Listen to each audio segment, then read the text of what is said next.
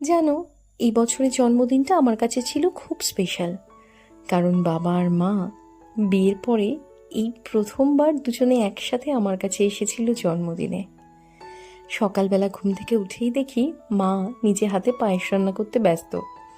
আর ওদিকে দেখো, মুষলধারে বৃষ্টিও শুরু হয়ে গেছে। বৃষ্টি দেখি মনটা কিন্তু ভালো হয়ে গেল। এরপর একদম স্নান সেরেই চলে গেলাম ঠাকুর ঘরে। পুজো করে ঠাকুরের আশীর্বাদ নিয়েই দিনটা শুরু করলাম। তারপর মায়ের হাতের গরম লুচি, তরকারি আর পায়েস খেয়ে রেডি হয়ে এগিয়ে গেলাম স্কুলের পথে। স্কুলে গিয়ে দিনটা কিন্তু ভীষণ ভালোভাবে কেটেছে। কেন জানো? কারণ স্কুলে গিয়েই এই যে ক্ষুদে বাচ্চাগুলোকে তোমরা দেখছো, এরা কিন্তু সকলে মিলে আমাকে একটা ধামাকেদার সারপ্রাইজ দিয়েছে।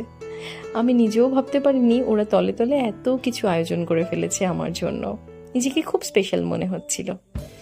এরপর সন্ধেবেলায় বাড়ি ফিরে ছোট্ট একটা কেক কাটলাম। সকলের মাঝে বহুদিন পর এভাবে কেক কাটলাম, খুব ভালো লাগছিল। শুধু মিস করছিলাম বোনকে, কারণ শারীরিকভাবেও উপস্থিত ছিল না, কিন্তু আমি জানি সবসময় মানসিকভাবেও আমার পাশে আছে। প্রথমে মা, তারপর বাবা, তারপর সুশোভন, সকলে এভাবে কেক খাইয়ে দিচ্ছিল। এরই মধ্যে যেন মনে পড়ে যাচ্ছিল ছোট্টবেলার কথা। তখন একেবারে আসন পেতে বসিয়ে বাবা মা পায়েস খাওয়াতো। সময় এগিয়েছে, দিনও পাল্টে গেছে, পাল্টেছে সেলিব্রেশনের ধরনও, কিন্তু সেই মনটা তো বাচ্চাই রয়ে গেছে।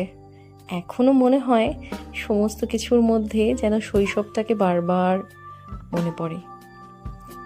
আর এই যে বলতে বলতেই আরেকজনের ভিডিও কল চলে এসেছে। এই হলো আমার বোন। ওই যে বললাম মানসিকভাবে সবসময় পাশে আছে, কি কথা মিলল তো।